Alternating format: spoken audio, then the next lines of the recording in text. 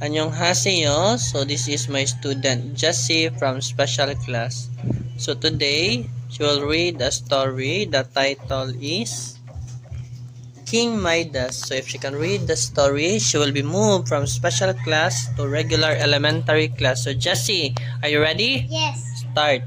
King Midas. Long ago in Greece, there was a king who loved gold more than anything. His name was King Midas. Now the king had a lot of gold, but he wanted even more. One night, a fairy came to visit King Midas. She granted the king a wish.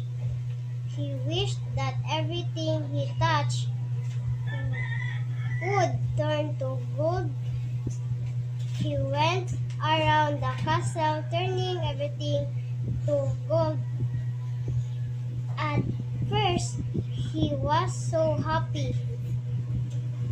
But then he sat down to eat his dinner. But he had turned the bread and chicken to gold, so he could not eat. He tried to go to bed, but it was made of gold, so it was hard and uncomfortable. King Midas was very unhappy. Okay, very good, Jessie. So congratulations. So on Monday, you will move from special class to regular elementary class. So congratulations, Jessie. Okay. Happy birthday to you. Happy birthday to you. Happy birthday, happy birthday, happy birthday to you. Happy birthday, Aname. Happy birthday, Aname.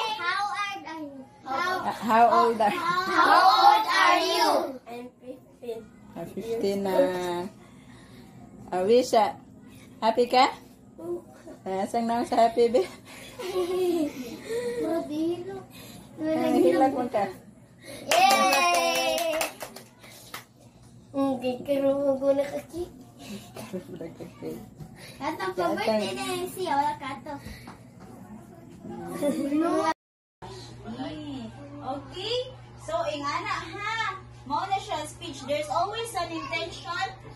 That is, unsa man address para sa inyong target audience. Okay?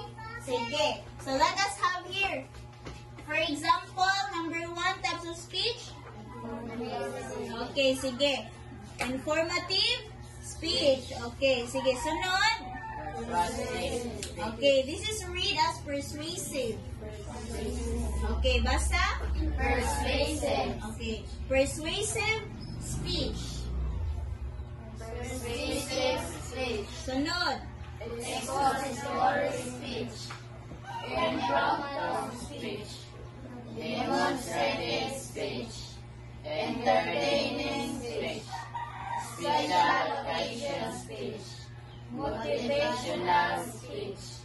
Extemporaneous. Extemporaneous. Extemporaneous speech.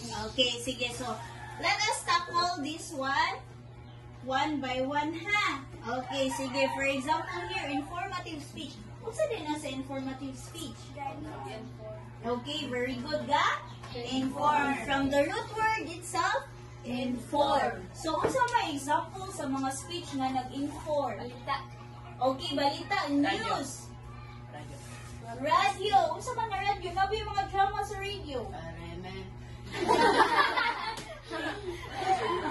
Okay, RMN, balita gihapon. Broadcasting. Sama. Ate Bea. Reporting. Okay, very good ka na sa inyong school. For example, namo inyong topic kay climate change. So, mag-talk mo about sa climate change. And always remember, if Magtong kalitag informative speech, everything na inyuhang gisulti is okay. Facts. Ha? Kasabot, dili mo pwede mag-buot-buot na hala, ang presidente na to karon kay si Ryan Limpang. Dili pwede maging anak kay you are informing your audience. So, dapat inyong ipang storya, tinuod, bot-bot. Tinuod.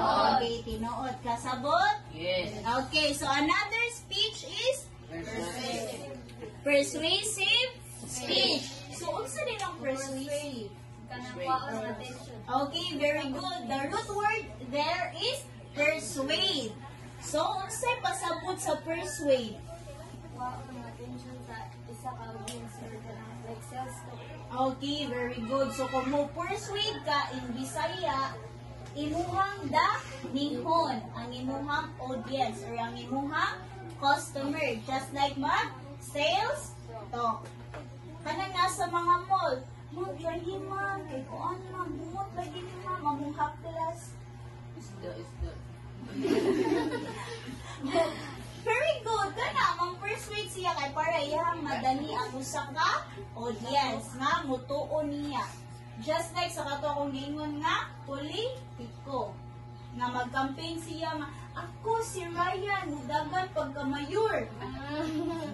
Kamong tanang pamilya, tagaan mo tag 50,000. Kung ako ay inyong butuhan. So, ang mga tao, yun yung, hala, ato ni siyang butuhan, kay natin, tag 50,000, kung siya makadaog. Diba? So, kung sa'yo pasabot na, persuade mo ni Ryan. So, that is called a persuasive speech.